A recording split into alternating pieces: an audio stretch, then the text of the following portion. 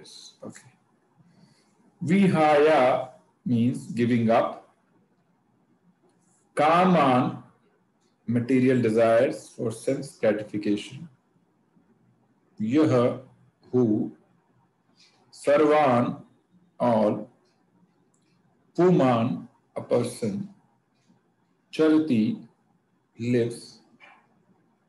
Niha spraha, desireless. Nirmamaha, without a sense of proprietorship. Nirankara, without false ego. Saha, he. Shantim, perfect peace. Adhigachati, attains.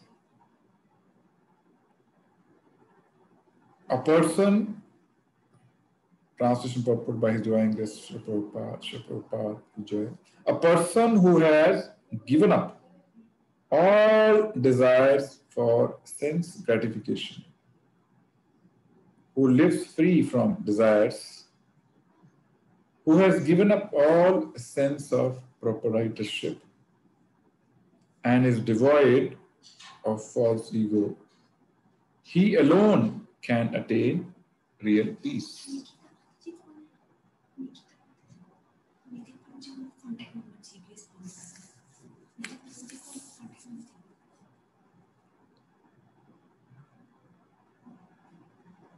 Just one second.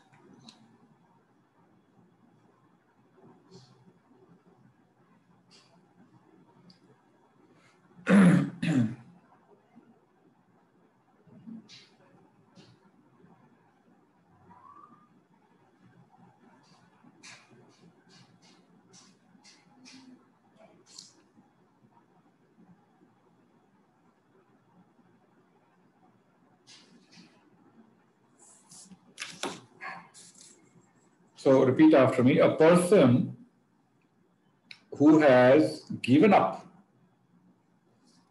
all desires for sense gratification, who lives free from desires, who has given up all sense of proprietorship and is devoid of false ego, he alone can attain real peace.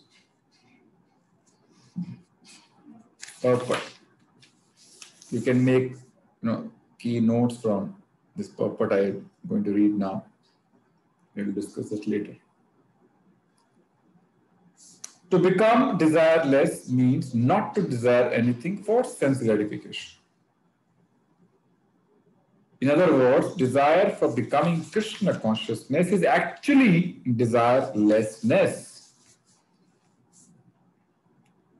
To understand one's actual position as the eternal servitor of Krishna without falsely claiming this material body to be oneself and without falsely claiming proprietorship over anything in the world is the perfect stage of Krishna consciousness. One who is situated in this perfect stage knows that because Krishna is the proprietor of everything, everything must be used for the satisfaction of Krishna.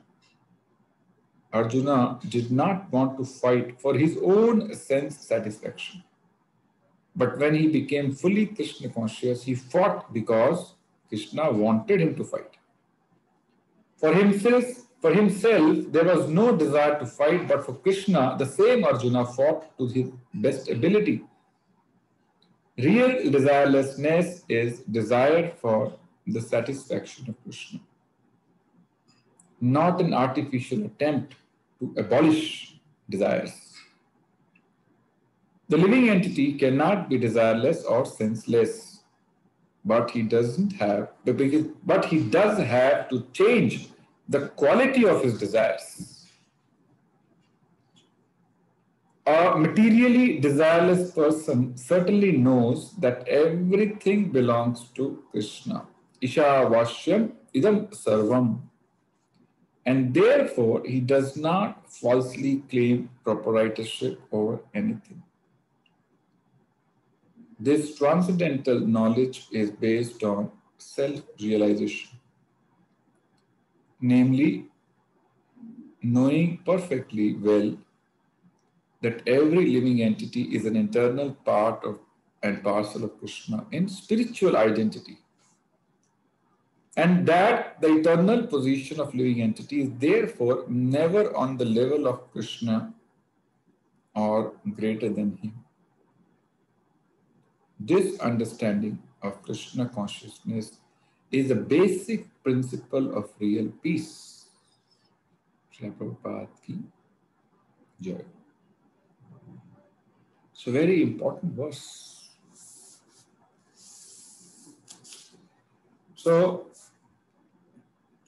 these are the qualities or symptoms of a person who is seriously pursuing Krishna consciousness or devotional life. Okay. In the previous verse, we read one wonderful quality of such a devotee. That a person in Krishna consciousness is like a vast sea. Yes, which is calm, not disturbed by different rivers flowing into the sea. And these rivers represent different material desires. So a devotee who is fixed in Krishna consciousness may have many desires coming and going in his mind, but he is not disturbed, he is not agitated by such desires. Okay? He is like,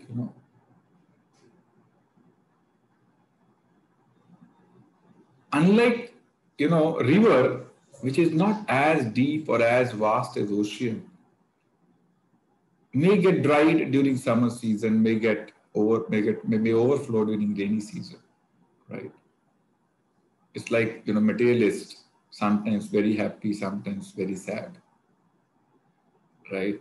On the other hand, a devotee is like a sea, which is undisturbed in all situations,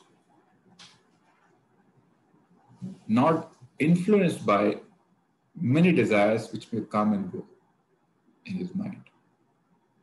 Now today, Krishna is saying, person who has given up all desires for sense gratification. See, this is the introduction of Bhagavad Gita. When Krishna is saying, give up all desires. This is just second chapter. You have 16 chapters more to go. But it gives you essence of what is the essence of Bhagavad Gita. Now, a common man may not understand why is Krishna talking like this. Everybody in this world is here to enjoy, earn money to the best of his ability, buy wonderful products for enjoyment and enjoy. What is wrong in it? Isn't it? Will it be a common understanding? Yes or no? Yes or no? Everybody is trying, everybody has a goal to enjoy. Isn't it? If you're an architect, you want to earn money and enjoy. You're a doctor, you want to earn money and enjoy. Any profession you may be involved into, the ultimate aim is to enjoy. You don't just, earn money and keep it somewhere. So why is Krishna talking like this? So we need to understand the background. Why is Krishna talking like this? Unless we understand the background, very difficult to understand the statement. Give up all desires. I know. He will, somebody who's told, like this in the beginning, he'll give up reading Bhagavad Gita. I don't want to read Bhagavad Gita. It's pessimistic, isn't it? So we need to understand why is Krishna talking like this. Bhagavad Gita talks about 5 subject matters. We have discussed this in the maybe earlier classes. Does anyone know what are these 5 subject matters Krishna discusses in Bhagavad Gita? Anyone?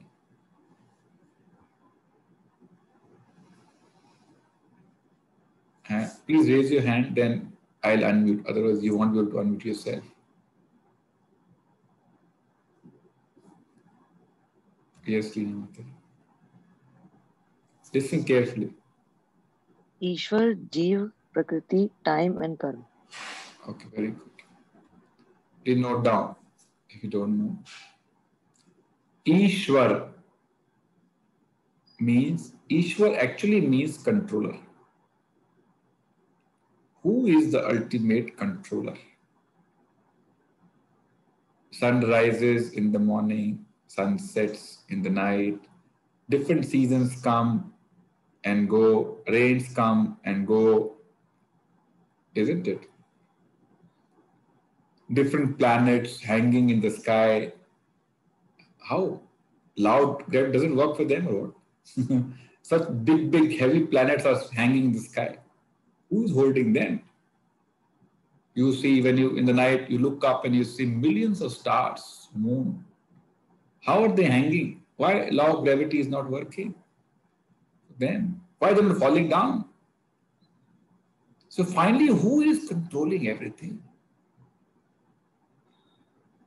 Actually, the purpose of human life is to ask such questions, make such wonderful inquiries.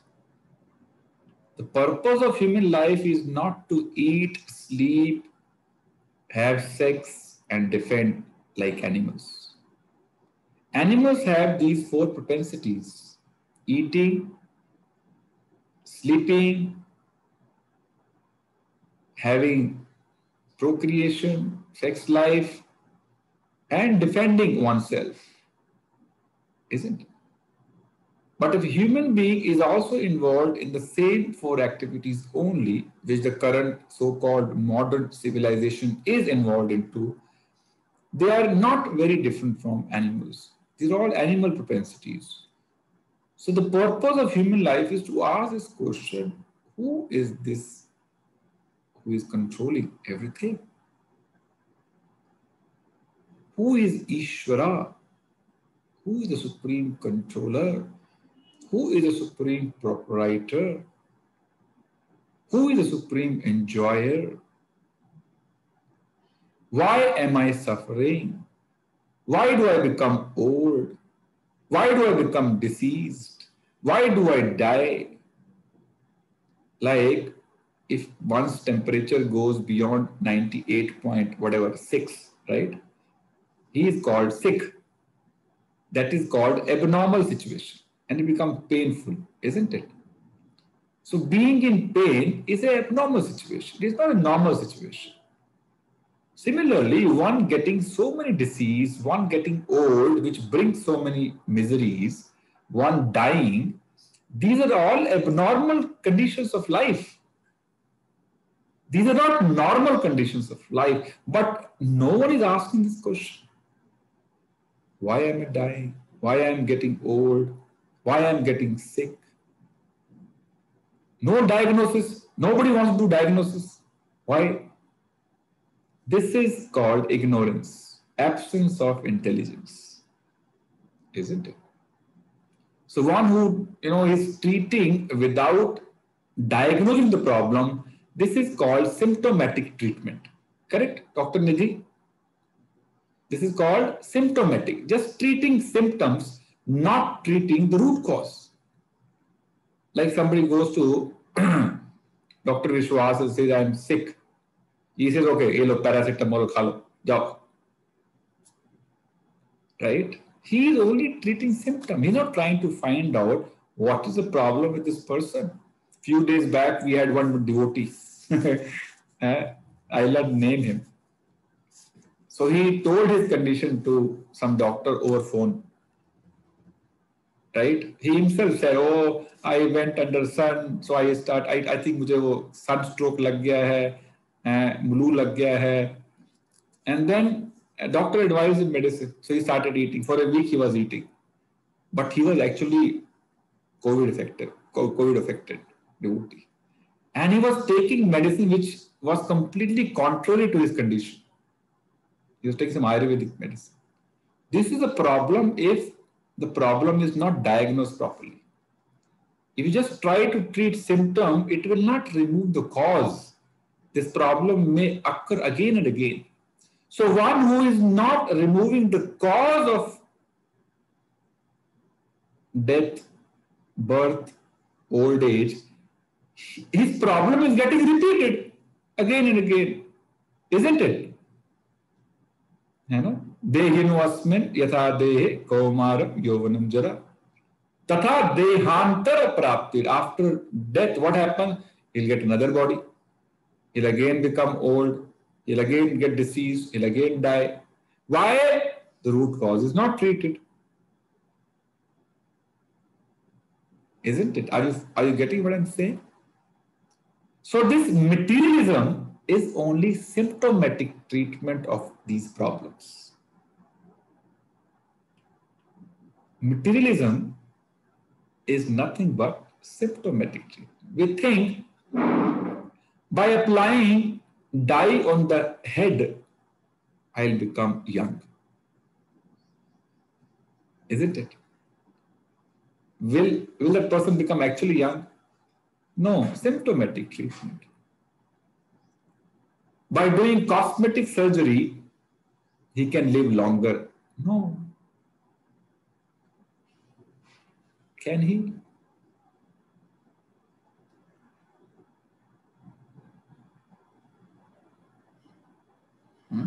So Bhagavad Gita teaches us to solve this problem. First, diagnose the problem. And before you diagnose the problem, you have to understand these 5 subject matters. Otherwise, you cannot diagnose the problem. Isn't it? And these subject matters are, first one is Ishwar, who is the supreme controller. Second, Jiva, who is this living entity, from where he came. Why some living entity is human being, some living entity in the body of dog, some living entity in the body of cat, somebody in the plant. Who is this living entity actually? What is his identity? That is the second most important diagnosis. First diagnosis is who is the controller. Second is who am I, or who is this living entity. And the third is, what is this Prakriti, material nature? What is the purpose of material nature? Why Supreme Lord has created a world in which there are so many sufferings? Practically everybody is suffering. Why? Asking why is very important. Every such why takes one to high. Isn't it? Repeat after me. Every such why takes one to high. Like Newton asked, why did apple fall from the tree? Simple question, simple query. ये पेड़ से फल नीचे क्यों गिरता है? ये सेब नीचे क्यों गिरा? Simple question, simple why. Simple why, and he discovered law of gravity. Yes. So asking questions is a reflection of real human intelligence. Otherwise, he is none other than, sophisticated animal. No difference.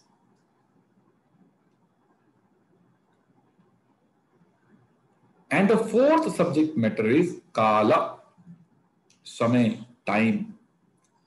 Time which destroys everything.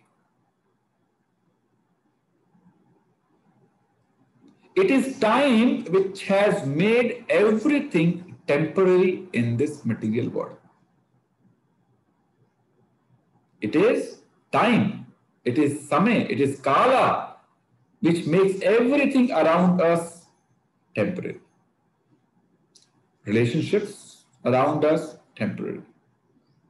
Your possessions inside your house, temporary. This body, temporary. Why? Because of time, because of kala. This kala is completely absent in spiritual world. You know that? In spiritual world, there is no samay. In spiritual world, if you are 16 years old, you will remain 16 years old all through. Like Krishna, he is 16 years old. So he's 16 years old. No old age, no death, no birth in spiritual world. That's why this material world is called kuntha. Kuntha means misery. You know, a place where you get misery. And spiritual world is called Vaikuntha, where there is no misery. Why? There is no time. Everything is permanent. Everything is eternal. But in material world, there is time. Everything is temporary. So because of temporary nature of this material world, everything in this material world, it brings uncertainty. Uncertainty brings fear. That's why every living entity in material world is fearful.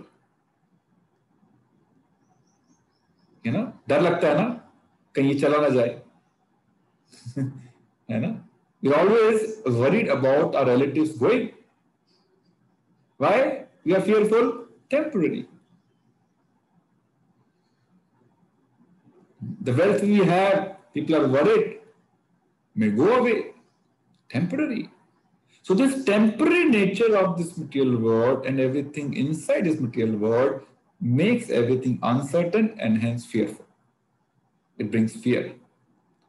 But such things are completely absent in spiritual world. There is no time. Everything is eternal.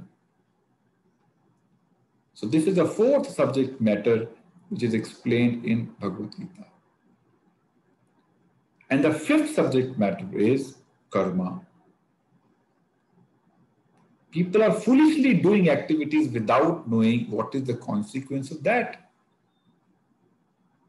Right? We know law of thermodynamics.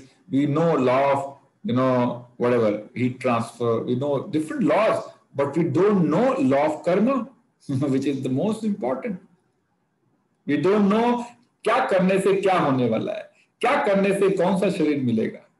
No one has any idea about, the consequences of his actions. So these 5 subject matters are very important to know to diagnose the root cause of our sufferings.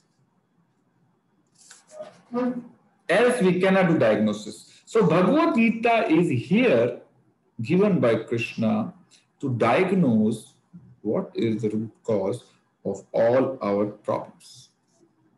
And if you sort out the root cause, all miseries are taken care of.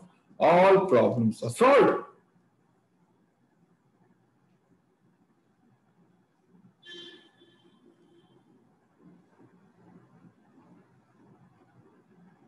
Okay. The question is, why Krishna is saying no material desires? Let's understand now. Why somebody has to leave the spiritual world and come to material world? What is the disease because of which one has to leave a place like Vaikuntha, where there is no misery, and come here in this material world, which is a place of misery? Why? It is the propensity of independent enjoyment. Propensity to enjoy. Bhoga pravati. Bhogane ki pravati. Enjoyment propensity independent of the proprietor. independent of the controller. For example, Sunil Leda Prabhu gives one of his employees a laptop, right? Now he has given this laptop for a purpose, correct? What purpose? To do official work. But the employee has a propensity of independent, illegal enjoyment. So instead of using the laptop for official purpose, he is using the laptop to watch movies throughout the day, to surf internet throughout the day. This propensity is against the normal laws, norms. So he has to suffer. Similarly, in spiritual world, if one wants to enjoy independently, break the laws of spiritual world, he is sent into material world to try to enjoy independent of Krishna. When people are trying to enjoy independent, which is called materialism, at the end, they are frustrated because they never get satisfied. They never get satisfied after ages, after birth, trying to enjoy senses, trying to get satisfied. When they get never satisfied, they get frustrated, then they finally go and take shelter of Ishvara, Supreme Lord. Right? So this material desire is a disease. Is a disease because of which one is trapped inside this material world. So that's why Krishna is emphasizing again and again, give up these material desires. Prabhupada also bolte, give up, you rascal. Prabhupada would have said like this. He uses this term rascal again and again. You all are rascals only. Don't understand the problem and hence don't try to find the solution. So materialism, as I mentioned, is not going to solve our problem, is not going to remove our suffering. On the contrary, more and more we become materialist, more and more sufferings we will invite.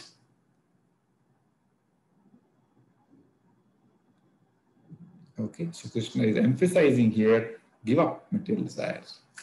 I'll take you through one very important verse because this is the beginning. Krishna is going to talk about this material desire in detail in 3rd chapter. But, I can't keep the climax till then because we need to be a little more aware about why not material desire. So we'll read one verse from 3rd chapter which basically talks about this lust or material desire. What is the nature of this material desire and what actually it does? Okay? Are you ready to see this verse?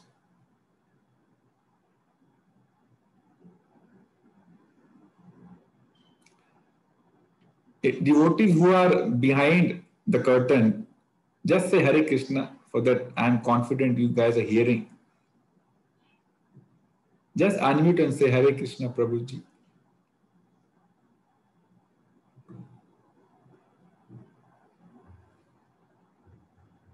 Hare Krishna. I hope you're there.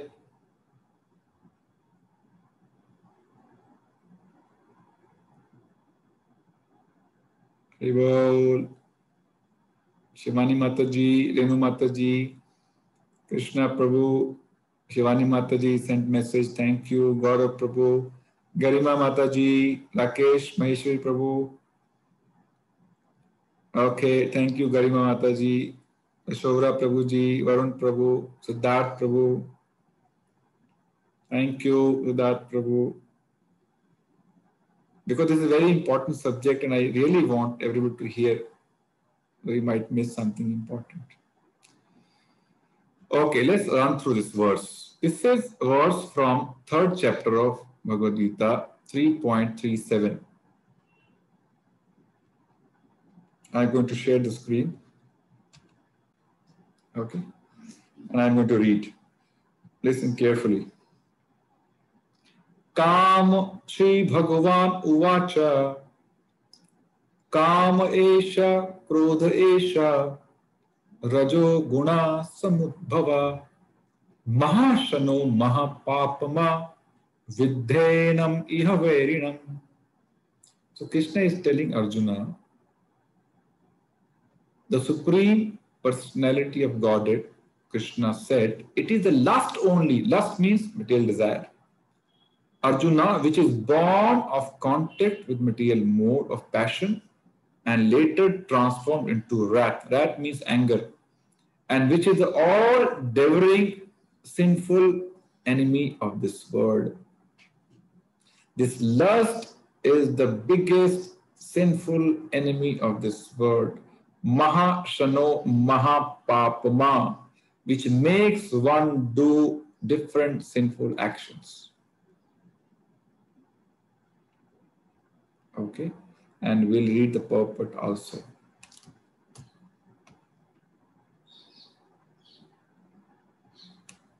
Sunil प्रभु जी आप पढ़िए purport. Can you mute yourself? Unmute yourself.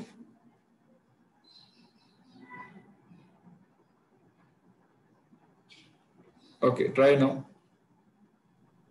Yes. हरे कृष्ण बाबू जी. हरे कृष्ण. आप पढ़ पाएंगे? मैं पढ़ता हूँ. I know you're not well. हाँ मैं पढ़ता हूँ. हाँ पढ़िए. When a living entity comes in contact with the material creation, his eternal love for Krishna is transformed into lust in association with the mode of passion. Or in other words, the sense of love of God becomes transformed into lust as milk in contact with sour tamarind is transformed into yogurt.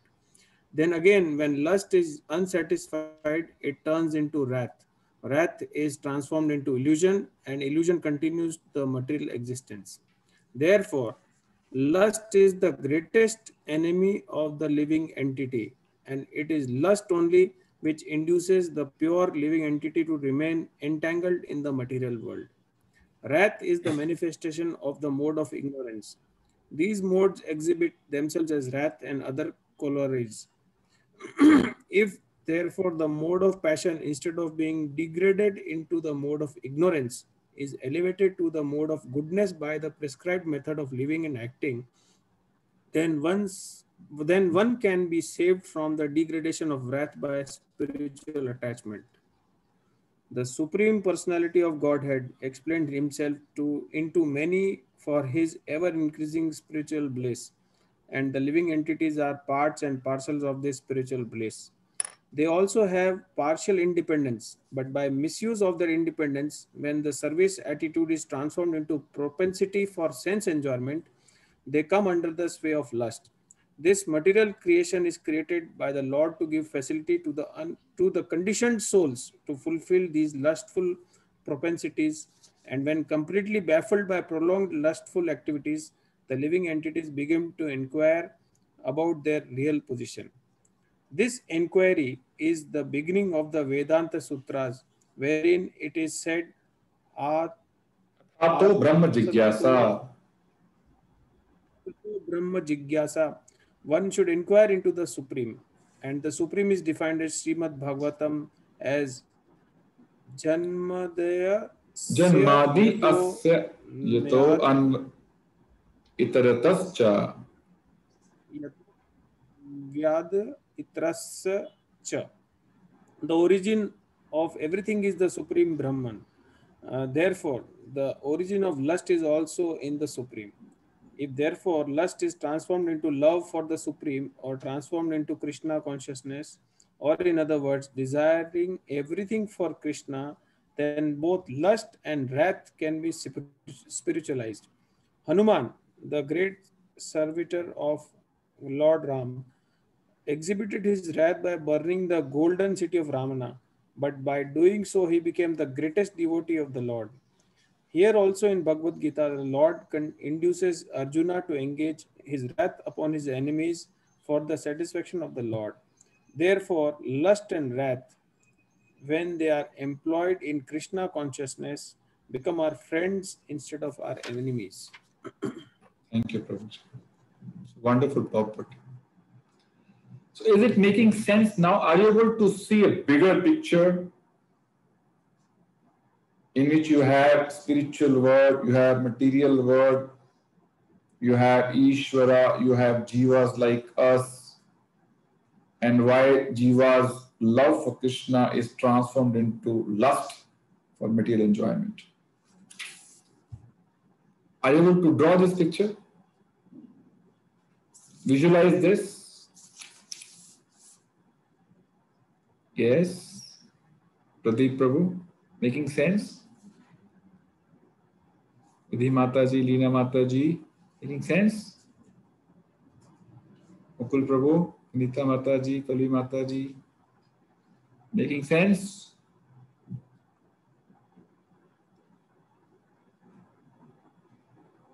Babulal Prabhu ji, आ रहा समझ के नहीं? Or should I repeat once again? Ishita Mataji, making sense? Mamta Mataji, not making sense? You're showing like this? Okay. In Maharashtra, if they have to say yes, they say like this. So we can't make out, is he agreeing or disagreeing? Okay. Venu Mataji. Gaurav Prabhu, making sense? Garima Mataji, making sense?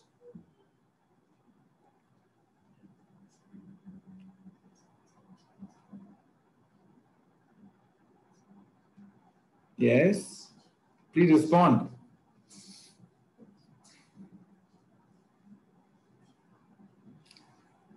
Okay, I hope it is making sense. So this love for the Supreme Lord in spiritual world translates into lust in the material world. So the purpose of Bhagavad Gita is to help us retranslate this lust into love for Krishna. Makes sense?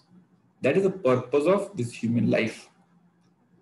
Through various devotional activities, convert this enjoying propensity into service propensity, enjoyment mentality into serving mentality, which is full of joy. Enjoying mentality is full of misery. Okay.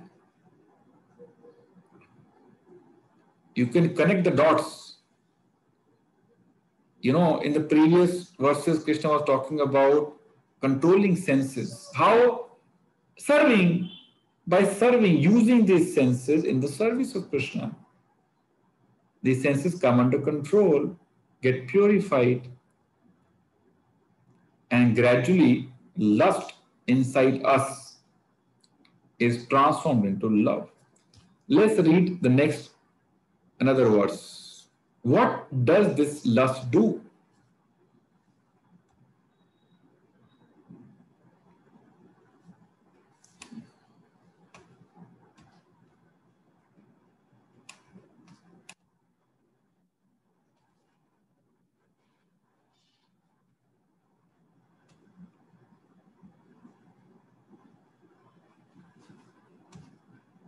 Okay. This is 3.39. Avritam jnanam etena jnanino nityaverina kam rupena konteya duspurena anilena cha. Thus, the wise living entity's pure consciousness becomes covered by his eternal enemy in the form of lust, which is never satisfied and which burns like fire. So, if one is trying to satisfy these lustful propensities, he will never be able to satisfy himself. The moment you satisfy one material desire, many more material desires manifest. You satisfy those material desires, many more material desires manifest. And the jiva or the living entity is burning, always struggling hard to satisfy those desires. You see, the entire world today is working so hard to satisfy these lustful propensities, and end of the day they are still not satisfied. End of the day they are still not satisfied. So they're all burning because of dissatisfaction all the time. In a sense of feeling of incompleteness. Something is missing, something is missing, something is missing. Let's try something else. Let's try iPhone 10. Let's try iPhone 12. Let's try 36 inches LCD. Now let's try 52 inches LCD. Isn't it? Keep trying more and more things, but never satisfied. So everybody is burning to fulfill these lustful propensities. And what does this do? This lust covers the real knowledge of living entity. Like, fire is covered by smoke, then fire is not visible. Correct? So the real knowledge of living entity is covered by this lust. One forgets what is his real position. One forgets he is a soul, he is not this body. One forgets what is his relationship with the Lord. Okay, let me read the purport now. Prabhupada will make it more clear. Anyone would like to read? पढ़ना चाहेंगे इसको? क्या? Yes, go ahead, Mataji. It is said in the Manusmriti that lust cannot be satisfied by any amount of sense enjoyment, just as fire is never extinguished by a constant supply of fuel. In the material world, the center of all activities is sex, and thus this material world is called Maithunya Agara, or the shackles of sex life. In the ordinary prison house, criminals are kept within bars. Similarly, the criminals who are disobedient to the laws of the Lord are shackled by sex life. Advancement of material civilization on the basis of sense gratification means increasing the duration of the material existence of a living entity. Therefore, this lust is a symbol of ignorance by which the living entity is kept within the material world. While one enjoys sense gratification, it may be that there is some feeling of happiness, but actually that so-called feeling of happiness is the ultimate enemy of the sense enjoyer. Now this thought process, these principles are completely contrary to general understanding in this world. Yes or no? That's why Bhagavad Gita is very special. Through the lens of Bhagavad Gita, we can see things around us in the right perspective and not get illusioned, not get deceived the way everybody is getting deceived. That's why it is important to read scriptures like Bhagavad Gita.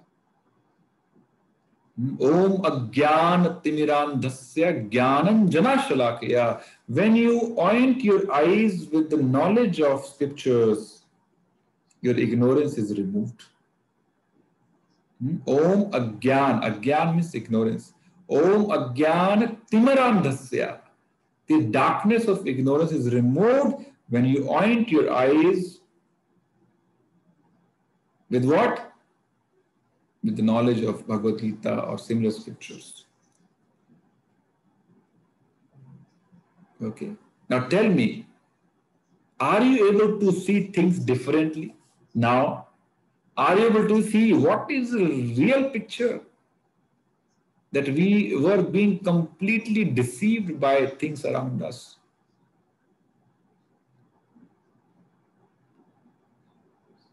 Isn't it? Things which I feel is going to give me joy is actually giving me misery. Like, if there's one example which is quoted, somebody gets an itch, right? आपको भी खारिश हुई होगी कभी, होती होगी. अभी हुई सुने प्रभु को देखो, he was doing the same thing. When you itch, you get a sense of joy in the beginning. Correct? Yes or no? You get some subtle happiness, some joy when you're itching. When you keep itching, it becomes a wound. Yes? And the same, if you leave it now, same will start giving you misery after some time. So material sense enjoyment is like this. Little happiness in the beginning, like you get, during itching, and finally, that itching causes a wound. Another example, which is quoted to explain this material sense enjoyment nature of this. A camel in a desert is eating thorns, right? When he's eating thorns, he is actually hitting himself, hurting himself inside his mouth. Because of thorns hitting his mouth, blood is getting released in his mouth, and he's thinking, these thorns are so juicy. There's so much of joy in chewing, in eating these thorns.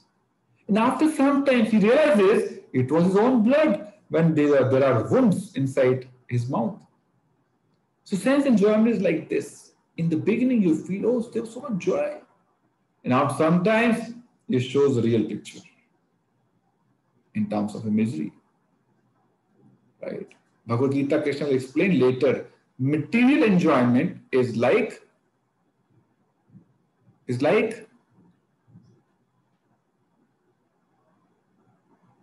which gives nectar in the beginning and becomes poison at the end. And spiritual joy, enjoyment, is poison in the beginning, but later becomes nectar. Right? So any spiritual activity is like a poison in the beginning. We keep telling you chant, chant, chant. It is like a poison. But it is going to turn into nectar. This is stated in Bhagavad Gita. And any material enjoyment which is giving you a joy of nectar in the beginning is going to turn into poison after some time. That is the nature of material enjoyment. So materialism is not the goal of life. Goal of life is to understand what is our real identity and then live life in that constitutional position. Okay? Of being a soul, not of being a body. Then all entire lifestyle changes. The moment you understand this, your lifestyle changes. Right? We read in the previous verse, no? Night for a spiritualist is like night for a materialist is like a day for spiritualists, and the vice versa. Lifestyle becomes completely opposite to a materialist. They can't understand us. A materialist cannot understand what are these guys doing. What is this? They keep carrying on bag in their hands and keep chanting. They will never understand through material senses unless they get some self-realization through scriptures like Bhagavad Gita and some actual practical services to the Lord. They can never understand. So the knowledge in Bhagavad Gita has to be revealed. It is not like you read and understand. Raj Vidya, Raj Guhya, most confidential knowledge, is not accessible to everyone. Only fortunate souls like all of you, all of us, rather. Now, the next step is to contemplate on what you heard just now. If you don't do that, then tomorrow is washed out, gone. Because everybody gets, almost 30,000 thoughts in a day. This mind is full of thoughts. Now, if you don't contemplate now and don't discuss, don't, deliberate on this, it'll vanish after some time. Okay, now it's 10:45. So 15 minutes. The verse is still not complete. Okay. Still, the second line is yet to be discussed. But I want 15 minutes of discussion like we had in the previous class, which is very productive, very useful. Okay, and I would like most of you to speak in terms of what have you understood. Does this sound logical or illogical? You can share your opinion very honestly, transparently. Yes, you can raise your hand and speak. Yes, Chandni Mataji. Hare Krishna Prabhuji, Dandavat Pranam. Pranam Mataji. Prabhuji, is it okay if my video is off? Okay, okay. I know you are not well, so it's okay. Prabhuji, I understood by the example of Hanuman how wrath can be put in the service of Lord, but I failed to understand that how lust can be put in the service of Lord, so it is translated into love.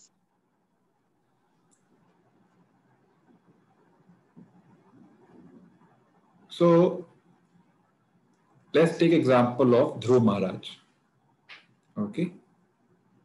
When he approached Krishna or Vishnu, did he have lustful propensities or love propensity? Chandni Mataji. Prabhuji, he wanted something. He So wants that was, something. yes, so that was Yes. the lust. Lust, yes. So with that lust, he approached Krishna, and because he approached Krishna, he got purified, and this lust became Love. love. Akama sarva kamo va moksha काम उधारधि तीव्रेण bhakti yogena. You know, whether you have desires, you don't have desire. Simply start serving Krishna and you will be purified. So either Krishna is saying, give up material desires. Don't give up, okay? If you want to give up, no worries. Just start serving Krishna. Rest Krishna will handle. Okay? Are you getting what I'm saying? Yes, You know, yes. one is so attached to the desires, it's very difficult to give up. All of us, not only for you, all of us, including me, very difficult to give up. Don't worry about that. Akama sarva kamava, whether one has desires or one does not have desires. Moksha kama udharadi, one may want liberation, one may not liberation, doesn't matter. Tivrena bhakti yogena, still you approach Krishna and serve Krishna. Rest Krishna will handle. Okay? Like he handled for Dhruva Maharaj, isn't it? So we can consider ourselves in the position of Dhruva. Even if you have desires, go and ask Krishna. Krishna, yeah, please give me this now. If you understood, if you realized, you will not ask. That is the peak level of intelligence, not asking anything from Krishna. Ahetuki apratihata. Even if you have desires, go and ask Krishna, no problem. He'll purify. But at the same time, keep practicing these spiritual activities. He will purify our desires. Okay. Yes, Mataji. Prabhuji, one more question here. Prabhuji, you are saying that Dhruv Maharaj got delivered, but Prabhuji, hum us position pe, we are not at that position. We are not Dhruv Maharaj. So, Prabhuji, is it possible that we go to Krishna and lust is removed and it's translated into love? Are we in the position of Mrigari, Jagai, Madhai? They also got delivered. Isn't it? Who was Jagai, Madhai, Mrigari? They were like us only, most sinful people. Isn't it? But because they got association of devotee, and because of devotee's advice, they started chanting and doing other spiritual activity, they got purified. So taking shelter of Krishna means sure shot purification, guaranteed purification. So sometimes we go to distribute Bhagavad Gita on the road, in the parks. So we go and tell them, you buy this Gita, read it under some guidance. Within 6 months, if you don't see any transformation, I will give you double the money I'm taking from you. That is the kind of confidence we have in this process. Tell me any materialist give any guarantee like this for his product? Tell me, no. We can give guarantee, right? Now we have two of our family members, Ishita and Garima Mataji. They have done how many classes now? How many classes you've done, Ishita Mataji? 3-4 classes? 4 classes. Do you see change in perspective in these 4 classes? Yes. This is the beauty of Bhagavad Gita.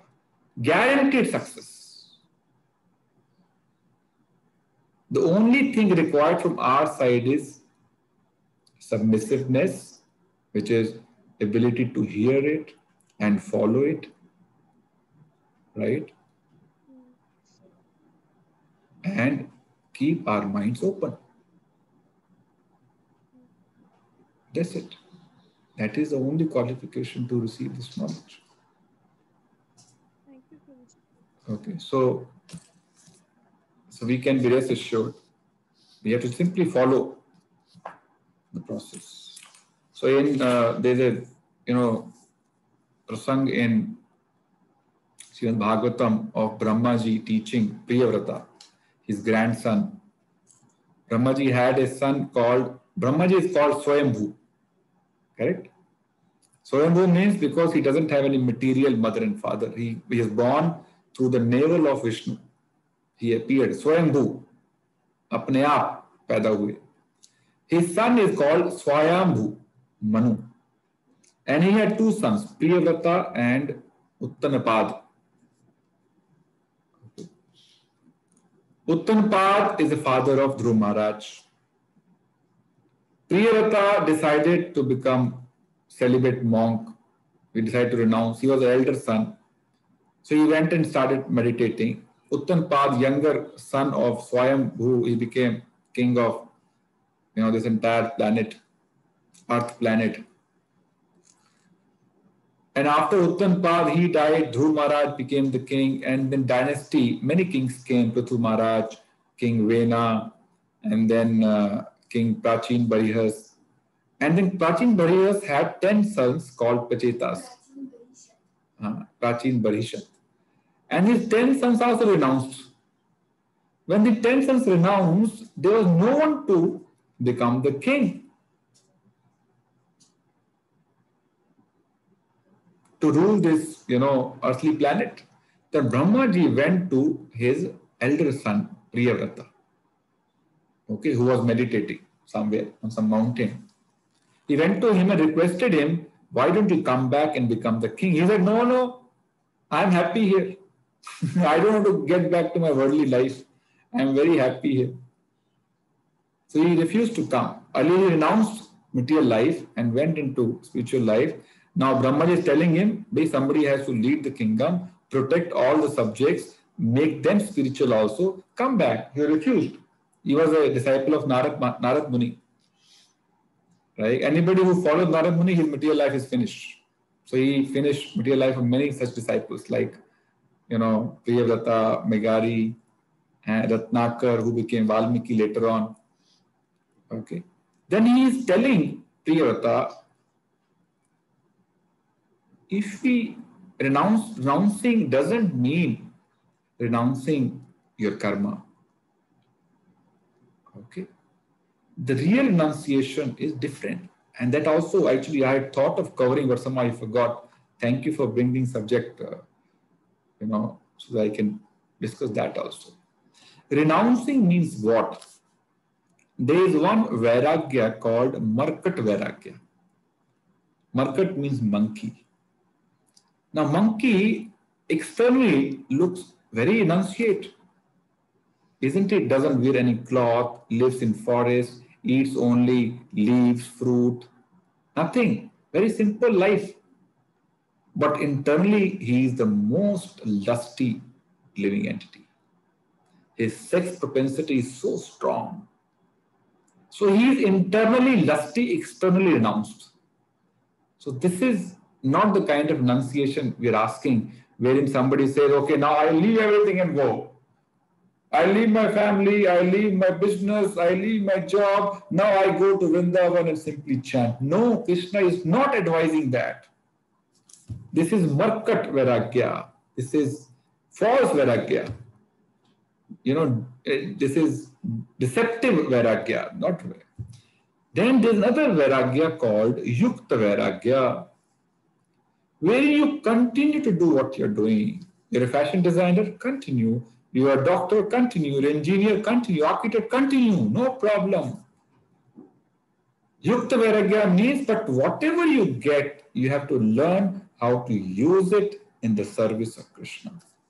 That is called Yukta Vairagya. By being in the association of everything, using them in the service of Krishna. So externally, one may seem like attached, isn't it? You may have big house, big car, big business, very attached, but internally you are detached.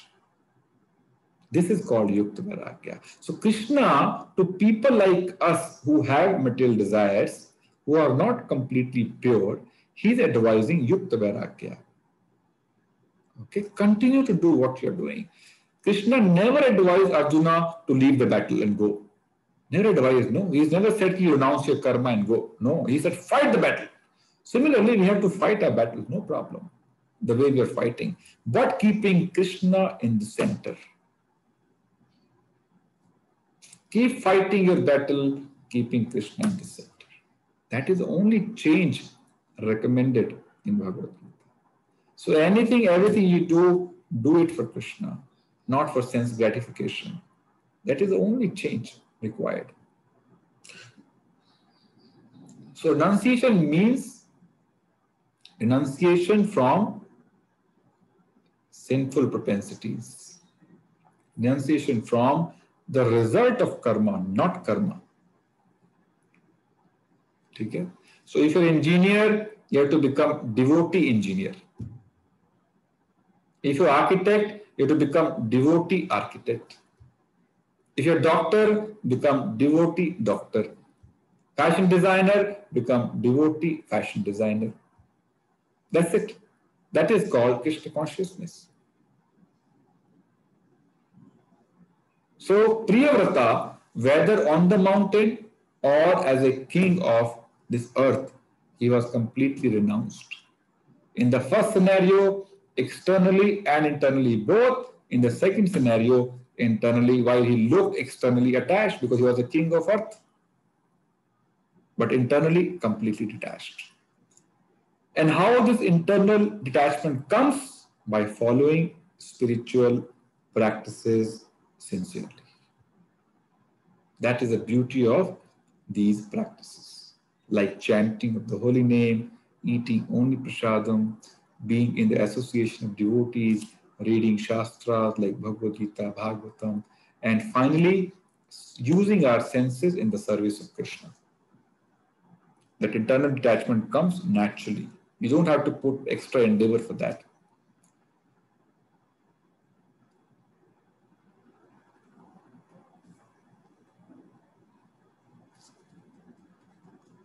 Okay.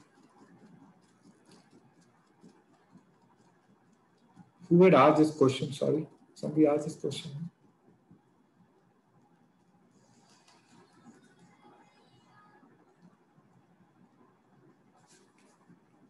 Okay. Yes, Sunil Prabhu. Prabhuji, I missed the fifth point. Ishwar, Jeev, Prakriti, Kala, and Karma. Karma. Okay, anyone else? Dina Mataji, any comment?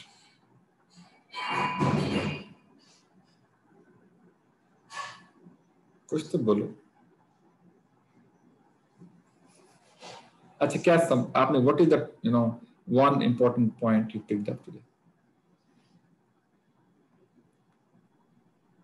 Give up all desires को समझाया जो कृष्णा ने बोला. So the examples are given ki how these desires become dangerous. That's why he's saying. So the examples we have given, camel, and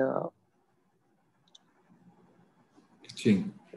Itching. Yeah. So that how it is so nice in the starting and then it becomes poisonous. Yes, thank you. Okay, Mukul Prabhuji. I request people not to leave. Just stay for another 5-10 minutes.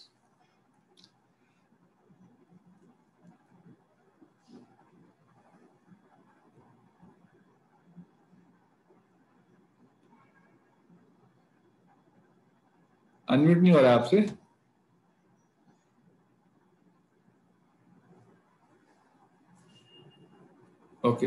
get back. Vinita Mataji.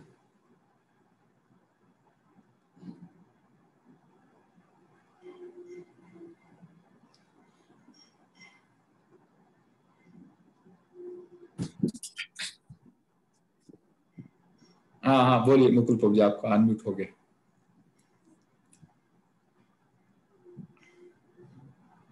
आपकी आवाज नहीं आ रही, बोलिए। मेरे को बोल रहा है क्या? हरे कृष्ण। प्रभु जी मुझे कह रहे हैं बोलने? हाँ आपको बोला प्रभु, बोलिए। प्रभु जी जस्ट मतलब क्वेश्चन था कि कोई भी आदमी बगैर डिजायर के या बगैर सेंसेस के तो रह नहीं सकता, मतलब वो तो हमेशा वो रहेगी। हाउ कैन बी, मतलब कह रहे थे कि Yeah, very nice. So Prabhu is saying, how can you become desireless? Desire is a symptom of living entity, right? Prabhupada ने समझाया purport में, desirelessness means becoming Krishna conscious, having desires which are conducive to cultivating our Krishna consciousness. So it is not desirelessness. Anya abhilashita shunyam. Other than those, yani ki desires for sense gratification have to be nullified. Not all the desires, right? You want to chant, for example, that desire you have to maintain. You want to eat prasadam, maintain. You want to serve, maintain the desire. Those desires are not, harmful. Only harmful desires to be given up, which are related to sense gratification. Okay. So it's not strictly desirelessness. Only you have to give up harmful desires. Dr. Vishwas. Hare Krishna, Prabhuji. Hare Krishna. Prabhuji, one thing I learned is no matter what kind of act you are doing, if it is done for the Krishna and what Krishna says, then, for example, the wrath and the lust example, when you do it for Krishna, it becomes without any negative effects. Okay, correct. But it should be according to what Dharma and Krishna says. Yes, thank you. Thank you, Prabhu. Garima Mataji. Hare Krishna, Prabhuji. Hare Krishna. The one thing that I really felt strongly about this one was that on the spiritual path, we don't have to worry all the time or feel really guilty about our desires. That is not conducive to spiritual life. We just have to keep doing the spiritual practices, and that takes care of desires slowly and steadily. Yeah. It purifies the desires by itself. Correct. But at the same time, just do a little correction here. One has to be in prayerful mode, to Krishna to get rid of the desires as soon as possible. Yes. Right? Because it is not in my ability to get rid of the desires. It is you only who can help me get rid of the desires. That prayerful mood is very important. Okay? So at times you may have to feel guilty also. Oh, why did I think like this? Isn't it? No, that guilt is actually a positive affirmation that I need to take more shelter of Krishna. Mm-hmm. Okay. Thank you very Absolutely. much. Thank you. Okay. Pradeep Prabhuji.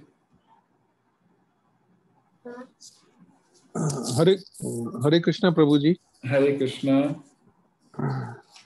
Sir, what I picked up is everyone has a desire.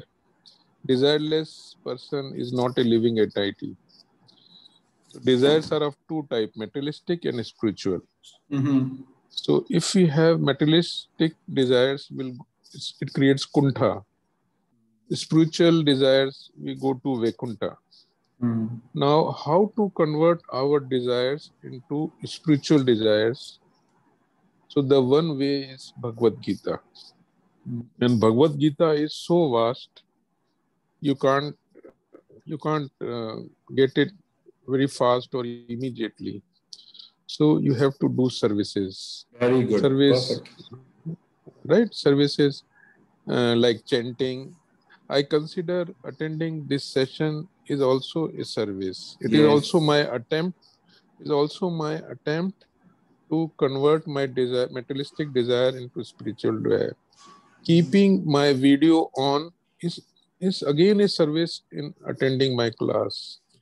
Speaking in this class is another step towards converting my materialistic desire into spiritual desire. So these small attempts to convert your materialistic desire into spiritual desire, these are the small steps.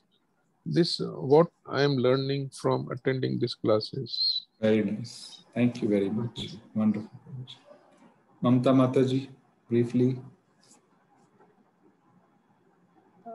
Prabhuji, what I picked up today was that we should be able to convert our materialistic desires into Krishna consciousness, redirect our materialistic desire to Krishna consciousness. Only Krishna consciousness would make us desireless. In that, I could quote an example which I think was that when Arjuna was reluctant to fight the battle, and Krishna told him that no, you have to fight the battle because it is your duty, your karma to do so. And Arjuna gives up and says that yes, it is because of your wish that I will be fighting. Means every karma that we should do should be done in Krishna consciousness, directing it to Krishna consciousness, and whatever is the fruit of it, we should not be much worried about it. If we concentrate on the fruit of it, then the action which we are performing does not lead us to Krishna consciousness. This is what I picked up today. Very nice. And Krishna will clarify this point further in third chapter. Thank you, Mamta Mataji. Okay, who's left? Okay, Ishita Mataji, quickly. So what I picked up was that lust is never satisfied and it burns like fire. And I think it sums up the entire class for today.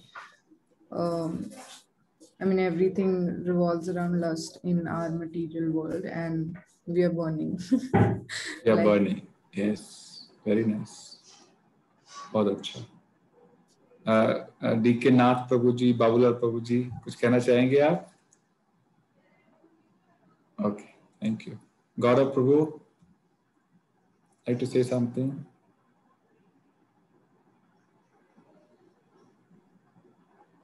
Sorry, unmute yourself again. Yes. I just have always had this question, and you've answered previously as well for me, but I just take Mukul Prabhu's question further, is around desires. You do have times when you don't have, yes, you can focus on consciousness fully, but then we tend to follow. I'm talking about myself, so I just tend to fall again. And then how do we pick up ourselves up when we fall again into those desires? There's times when you don't have them, but then times you have them. Yeah. So we need to understand, we carry these lustful impressions from many lifetimes, millions of lifetimes. Okay. So we have to be little patient. Utsaha, Nishchaya, Dhairya. Remember 3 things we discussed. You need to keep your enthusiasm alive. Have full faith and confidence. This will lead to my destination. And for that, have some patience. Okay? Because we're trying to remove a disease which is age long, very, we have been carrying this disease for time immemorial. So have patience. Have faith in the process, do it diligently, and results will come. And anyone who has been chanting for some time, he or she can realize that material desires may not have gone, but they have certainly reduced. right? They're coming down, it's getting subdued for sure. Everybody can vouch for it. But yes, it's in terms of reaching a stage, of sthita pragya, which Krishna is saying, give up all the desires, it'll take time. There are different stages of devotion. It starts with Shraddha, then Sadhu Sangha, Bhajan Kriya, and then Anartha Nivriti, and then Nishtha. So the stage Krishna is talking about is Nishtha and above. And we are still in Bhajan Kriya and Sadhu Sangha because our anarthas are not completely removed.